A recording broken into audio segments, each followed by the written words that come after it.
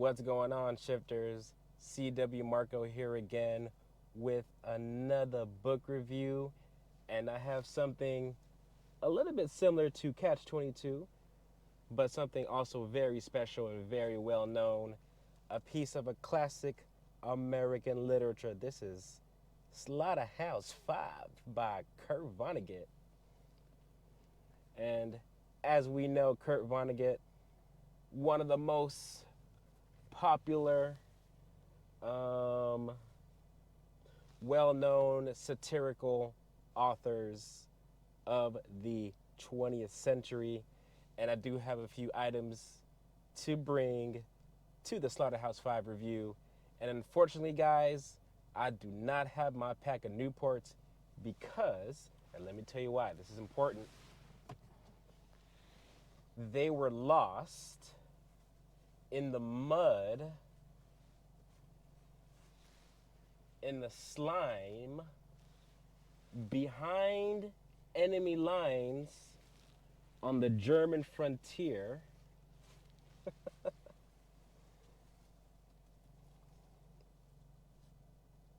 Because while we were fiddling around with the Newports, we happened to find the jacket that Billy Pilgrim, the main character in Slaughterhouse 5, the jacket that he wore while he was held prisoner at the camp in Slaughterhouse 5. So, complete with the holes, as you can see, we found the jacket that did not fit him, and I think it went up to like his like sternum or something, went up to his chest. So this is the jacket that Billy Pilgrim wore during his prisoner of war phase in Slaughterhouse 5. So there's that. We lost our Newports in the process. I apologize. But we also have, some of you might recognize that these are Tralfamadorians. This is definitely a Tralfamadorian, which is an alien, well, a species of aliens that we come across in Slaughterhouse 5 and is kind of part and parcel with Billy Pilgrim's story. It's a Tralfamadorian. Check them out. Highly intellectual beings right here. And of course, we do have the sponsored by me and only me, Harmony and Chaos.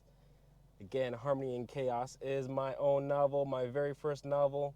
It is very satirical, not quite on Vonnegut's level, but I'm getting there.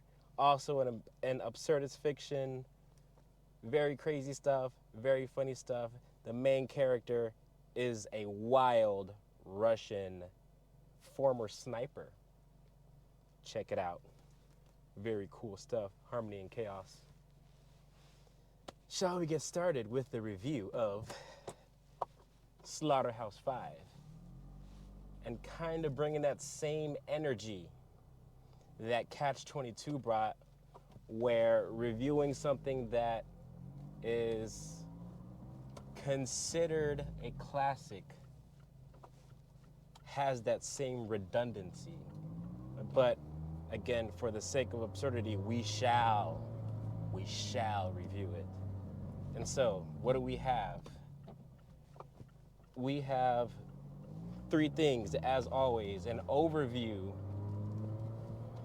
of Slaughterhouse 5, a summary of Slaughterhouse 5, as well as touching on a little bit of the deeper meaning or the philosophical element behind Slaughterhouse 5.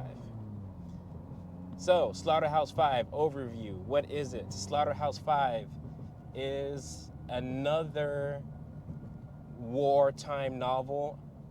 Well, calling it a wartime novel is kind of a stretch because Vonnegut kind of takes us on a nice gambit a bit.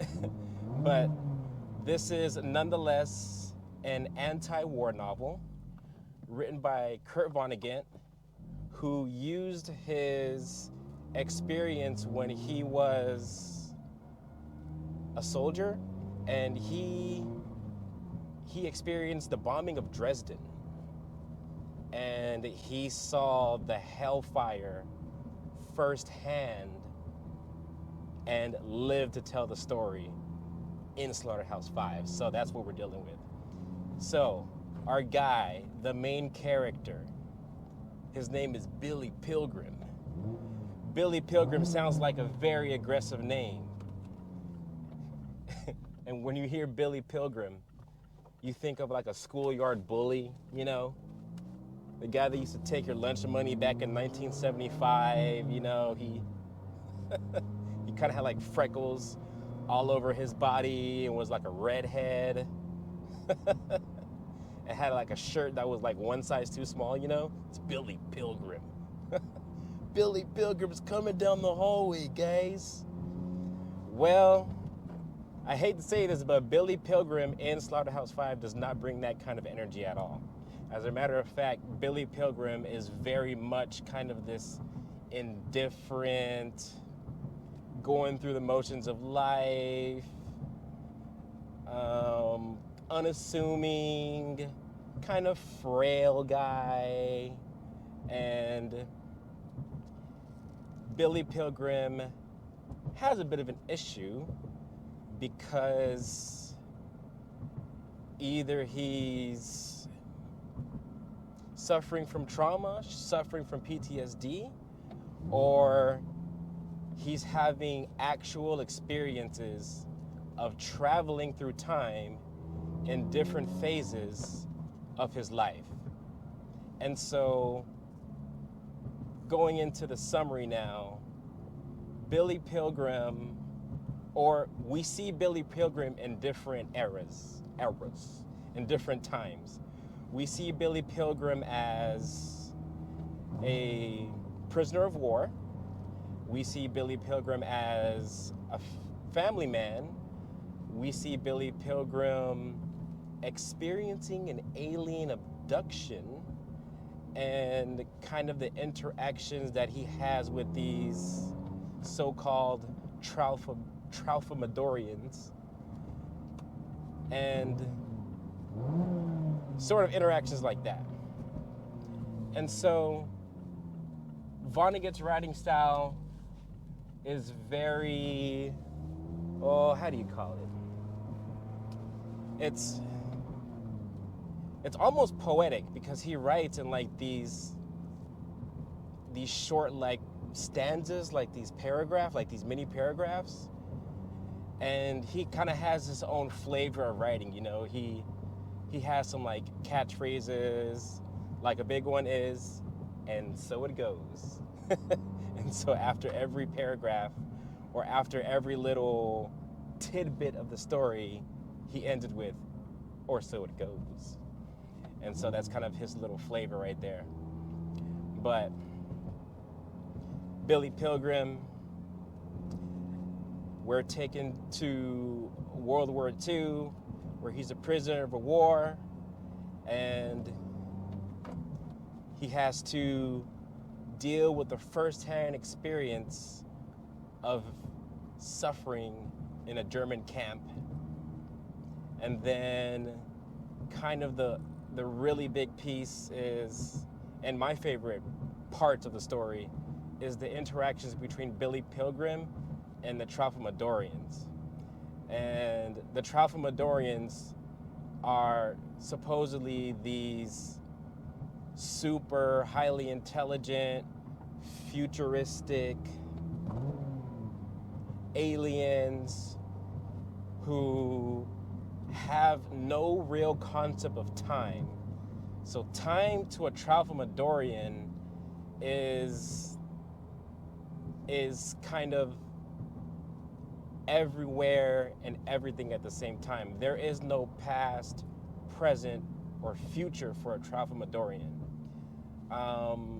The example that I like to think of is if you've ever seen like a very big painting, like a frieze piece, and you have so many different elements on this painting where each little fraction or each little part of the painting tells its own story. That's kind of how time is to a Tralfamadorian, where time is just on a big kind of piece, a big screen, and you can kind of see time all on its own. And so that's what the Tralfamadorians are about. And then, of course, we have Billy Pilgrim in his future life, where he's married to a woman he doesn't really like, that he's indifferent about. And this woman's father is like this well-known optometrist. And so Billy Pilgrim gets like the plug. He gets the hookup on like a really good optometrist job. And so he has money. He's living a good life. I think he has a couple kids too. And so one little thing will happen in his, settled down story, and it'll trigger him back into the World War II prisoner. And then something during the prison camp where like he's showering or something else traumatic is going on, or they're doing something to them, and then it'll trigger his memory or his time travel back to the Tralfamadorians. And so it's kind of this back and forth between those different like sub-stories. But what's really interesting and kind of a telltale sign that Billy is dealing with trauma is in one of these little time travel flashbacks, we see Billy Pilgrim in like a psych ward or like a mental institute. And we kind of see where his mind is post-war.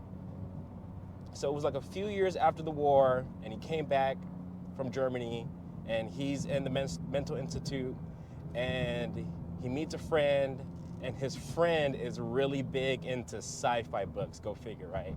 And it's kind of funny, I forgot the name of the author that his friend reads. It's like some sci-fi author, right? But the sci-fi author that Billy and his friend are reading is like the fictional name that Vonnegut made up himself. So it's kind of funny how he did that. But we kind of see that Pilgrim's whole like Tralfamadorian kind of story seems to be the result of trauma or PTSD from the war. And so as the reader, we're like pretty much reading about a trauma story of just a victim of prisoner of war, And it's kind of sad and it's kind of dark at the same time, but that's just how Vonnegut writes, So that's really cool. And I kind of want to make a weird comparison, stepping into the deeper meaning piece, the philosophical piece.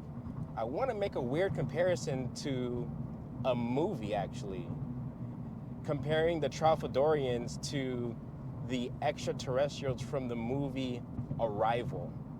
So if you haven't watched the movie Arrival, I highly recommend you check it out, because Arrival is one of the most accurate portrayals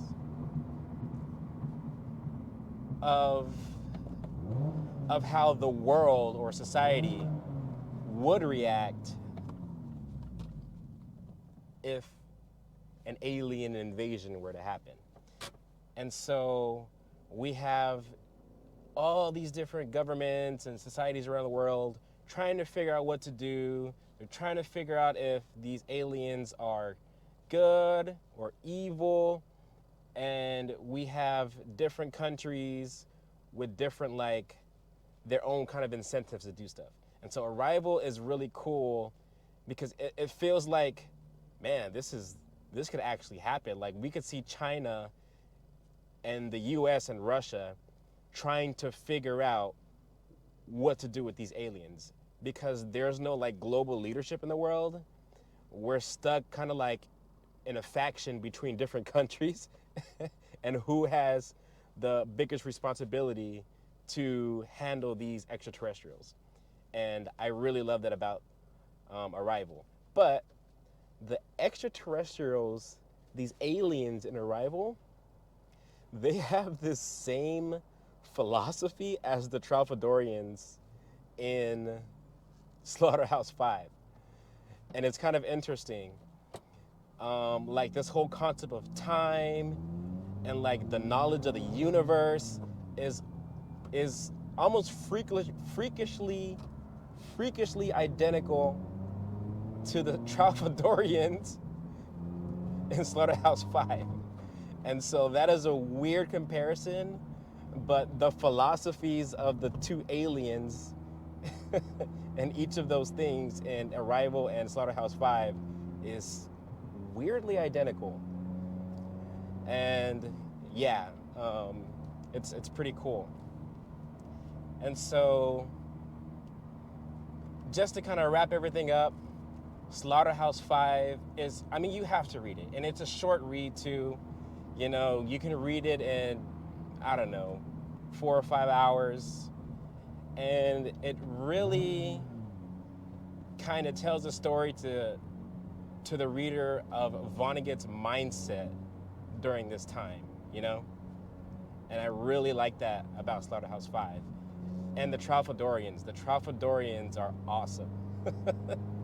And they're like the classic, like, you know, 2 feet tall, little green man, aliens, like the Area 51, Roswell, freaking aliens or whatever.